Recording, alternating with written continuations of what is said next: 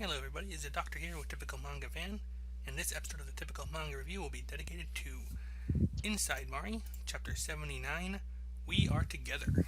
And we're opening with Yori pretty much just bent over Mari and just yelling out Komori's name, while are those crickets or birds chirping? Uh, Doesn't matter, I guess, it's yeah, chirping. I don't know. I think it's at the countryside, right? So isn't it maybe like do cicadas chirp? I think so. I think that's a common noise there. Yeah, because it's like a countryside thing. So it's maybe, so I think so. Yeah. But so basically, Yori starts crying because she's always been against the idea of a Sao disappearing, but she starts crying because she's not waking up. And then suddenly she does. Yep. And once again, Yori immediately recognizes who woke up. Dude, all she's done is just open her eyes. And she has this knack. She has a what? She has this knack for it, I guess. Oh yeah, I know, but you at least wait to just wait in saying it, because remember there was a time where even though Sal was actually starting to act like Mari, that's not even like, I know there were times that Mari kind of took over, but there were actually times when Sal was conscious and he was actually just like had a blank stare all the time. So it's like, because he said he was like, he was like half and half, or like not really Mari or not really Sal anymore. But but apparently she knows. So. And on that note, the next page is, well, Yori is kind of looking down on Mari. Mari is looking up and seeing what almost looks like phantoms of Isao and Fumiko. Shit, she's gone insane. She's hallucinating. What kind of drugs? Well, you can't really see she's gone insane. Yeah, she's been insane the entire time, technically. Yeah, and she kind of speaks out loud, like, where are you going? You said we'd go together, right? And he's like, we are together. This is Isao talking. Yeah. We'll always be watching over you. And then Fumiko's like, it'll be okay. And then this is actually kind of sad. Isao puts his hand on Yori's shoulder and says, see you. And then she turns around and there's no one there. Okay, how's that? Okay. I get the metaphor behind this shit, and I get it's really touching and all, but this is supposed to be inside Mari's head. How is she turning back? I don't know. At the very least, it's the closest thing we've gotten to properly supernatural in this series. I mean, is he actually a ghost now? I don't know. Okay. Mari pretty much just gets up and she pretty much just asks Kakiguchi-san, will you be my friend? And he cries and says, sure. And that's where the chapter ends. It's like a very, very quick chapter. Yeah, it's very quick. So what we know is that Inside Mari is going to end on September 4th or something? 6th, actually. I actually pulled up the article before we started. September 6th. So we have one chapter, 2 chapters, depending? It's a Tuesday, so yeah, that makes sense. It's supposed to be on a Tuesday. Basically, so that's 3 weeks from now.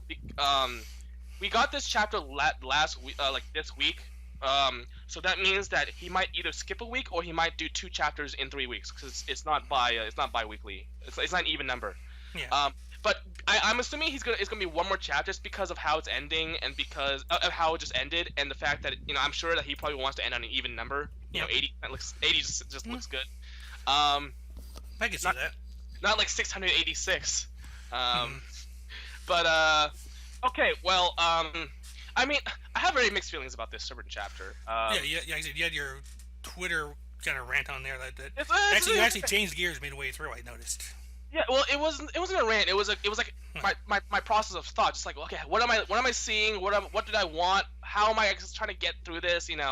I guess the first thing I had was, it was a little disappointing because I had wanted for Mari, Fumiko, and Isao to kind of all combine into one. I think this is sort of like an Evangelion thing. Like it's at the end of Evangelion, it was hinted or implied that Asuka became an amalgam of like all 3 of the girls, of Misato, and Rei. Misato, Rei, and Rei, yeah, something like. So I was like, hey, maybe something like that, and it didn't happen. It was just Mari, and so I was just sort of like, it was a little disappointing because this is a character that we kind of haven't been invested in. We don't really know much about. Oh, we did learn about second. Yeah, we learned about secondhand. We learned about her secondhand. So it sort of felt like he got replaced basically, because he was replaced. I mean, the thought that kind of came to my mind as you kind of talked about this was, since the amalgamation isn't kind of what we're getting here, Mari's really the only one that can go on in a way. Yeah. Because Isao was always kind of like a he Yeah, himself said a construct, and while it's true of Mari, it you can't really put Fumiko in that position. I mean, if yeah, nothing yeah, else, she's in no position to deal with the mommy type. yeah. Isao cannot be he cannot be by himself because there's another real Isao. He cannot like, you cannot copy someone else's life like that or mind. And, you know, you can't do that. You can't live like that. But Fumiko also is an issue because Fumiko is a child. She can't survive like that. She's not built for the outside world at Mari's age. You know, because Yeah. Mari's expected to do certain things at her age. Now. And if she had like supportive parents, that might be one thing, but she doesn't. Well, who knows how their parents is going? Like, I don't know what the We've hell's seen happening. how their parents will react. I mean, Yeah. So, I said that it could go the way that Rosario Vampire did, which is where they had two personalities, and the actual personality that we knew about for most of the manga kind of died in a way. But then what ended up happening was that she it turns out she kind of like combined with the other personality. yeah. So you had a character that exhibited both personalities, and it didn't happen immediately. It happened slowly. Like at first it was just the other personality, and then slowly it became both. Yeah. It was what's also really weird in that manga was that the personality that died was actually the copy personality of her mom. Yeah, weird. So it was like a similar thinking, like combining someone else's whole personality. Well, I mean, like her mom like sacrificed her life or something, and then she actually like put her soul or a copy of her soul into her daughter, and then when the mom actually resurrected herself, she actually received all the memories that her copy went through. So it was weird, but yeah. So I did say like yeah, it makes sense that Mario would be suited to come back because Isao and Fumiko can't live in the real world by themselves. I personally still prefer the amalgam. I just like it a lot better. Like it's combining like because they're in a way they're all Mari, right? In a way, so it would make sense if they all kind of like reconciled, joined hands, and became the true Mari, or like something that was like that. Or like I know a great one. In Gundam 00, there was a guy who had split personalities, and they would always conflict with each other because one was normal and one was insane, and they both actually had specific like skills, but when they decided on one goal, they would combine together, and both of the skills would become one, and they would say that this is the true super soldier or the true person inside. And I was like, hey, that's this another thing, but you know, he didn't go that route unfortunately.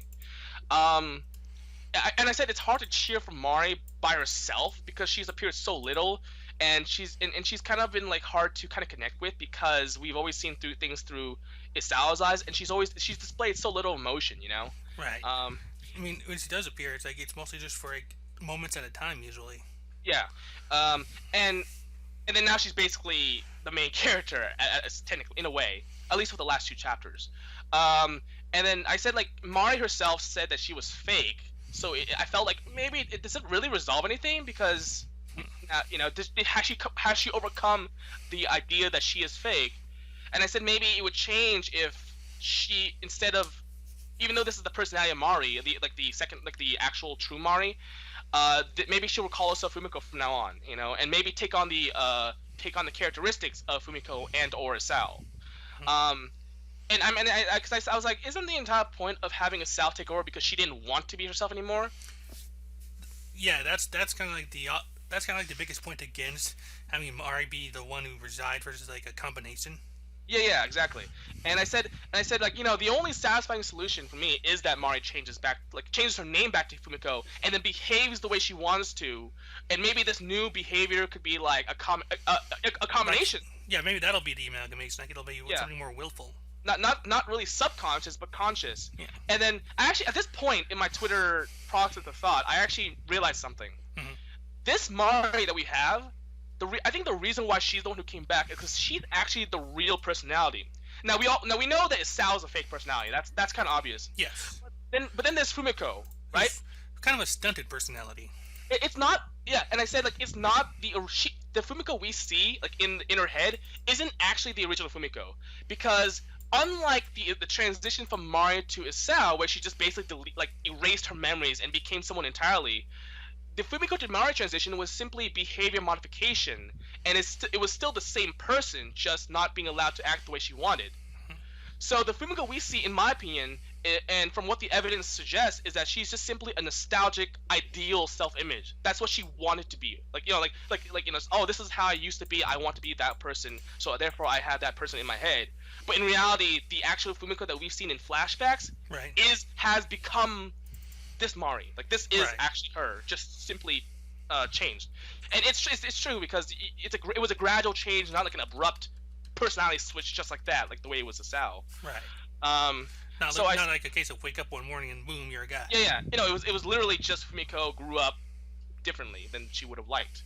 And this is actually a really realistic thing that happens. I mean, a lot of people grow up and change, and sometimes we do think back and say, I preferred my child self better.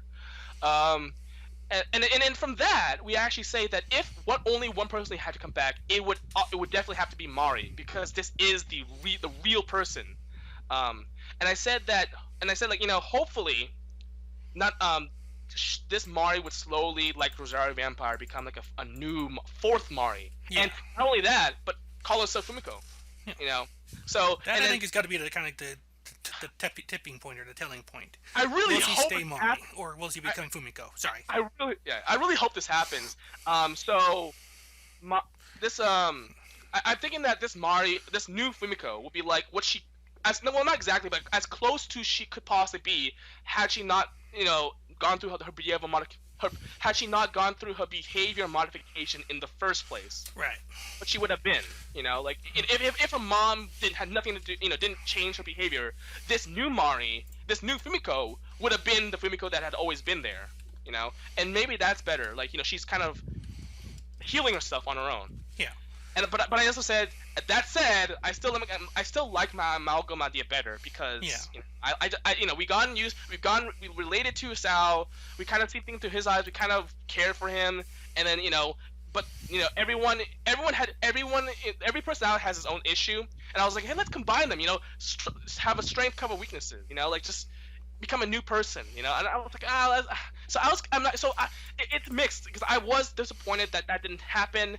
I guess I understand why it didn't, because I guess the author just decided to go a different direction, but man, I really did like my idea. Alternatively, maybe he doesn't realize that that's one way that could have worked. Yeah, maybe. I'm possibly. That's maybe. I'm sure he thought of it at least. But maybe he just decided for whatever reason, I like this one better. So that's about it. So hopefully we get one, maybe two more chapters to go before this is wrapped up for good. Yeah, we're probably going to do one more chapter. Just based on how much time we have left versus I feel like he's going to end it on like an even, clean number. And just the way it ended, I feel like the next chapter is going to be. Hopefully we'll get extra pages on this or something, maybe like a longer than normal chapter. Well, in Aku no Hana, it was actually kind of. And actually, the one reason why I actually think it's going to be only one more chapter is the way Aku no Hana ended, where it kind of ended the way like just Inside Mari ended, and then one chapter later, you have like a flash forward, and you have all these like flashes of time that has passed. Like, oh, this happened in 2 months, this happened in 1 year, this happened in 3 years, like all in one chapter. So we just flash forwarding through all what happened to the characters, and that's actually how the main story ended, and then it actually ends with going back in time of. Right when the manga began, from one of the characters' points of view. Yeah. From one, yeah. Point of view. There we go. So I don't think he already did the point of view thing with Amari. So I'm assuming we're just gonna have like something like a flash forward. Like there was even a mention like, oh, maybe Yori might grow up and like get married and shit. Maybe that's gonna happen. I'm actually. I don't know. I feel kind of. I don't think you should end with Mari then, because it's not like they said it like this while she was infatuated with this Mari. This is not the Mari that she fell in love with, and they make that point twice. And what's gonna suck is that it would if she does fall in love with this new Mari, it would kind of be like replacing the other one. It just wouldn't be right, Right. That's actually one of the reasons I was like, oh, now that if the romance does happen, it just wouldn't be as good. At least with the amalgam idea, you can say, part of her Part of is what Isao is still there, yeah. yeah. So it would make sense. And but now it's just sort of like, well, since I can't get the one I loved, I'll just go for second place, the one who I used to be, who I was like infatuated with. And they make that again. They make that point that infatuation is different from being in love. Right. Because remember, you already had this idea of Mari that was like an ideal, and it obviously wasn't true. Yeah. So I just sort of like just think to myself like, man, and even if she does get to know the real Mari, even if she does fall in love with it, it would happen in like a chapter. It wouldn't be the same. You know, we had all the manga was invested all in that relationship, and now we just kind of skim through. And if we were to skim through all of that in one chapter for her to fall in love with someone else, it just wouldn't be the same. Yeah. So yeah, I think that's really all I have to say for this. We still have the parents. I have no idea what they're gonna do with that. I kind of hope they kind of resolve that, but it's gonna be one chapter, and I don't know. I mean, that's why I'm wondering if we'll get extra pages, at least a few, just to take some time to do that and to get some kind of epilogue in. They might not. They might just completely ignore this. And they're gonna be like, "Oh, well, Mari never talked to her parents again, except for her brother. Or mother never came back." Ah, man, that's not fair for the brother. I mean, come on.